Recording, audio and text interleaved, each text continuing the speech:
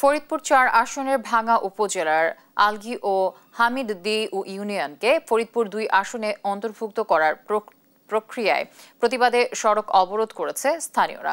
শুক্রবার সকালে ভাঙ্গা গোলচত্বর, পুকুরিয়া এবং ঢাকা খুলনা মহাসড়কের এক্সপ্রেসওয়ে এলাকাসহ অন্তত ১০টি স্থানে গাছের গুঁড়ি ফেলে টায়ার জ্বালিয়ে তারা এ অবরোধ চালান।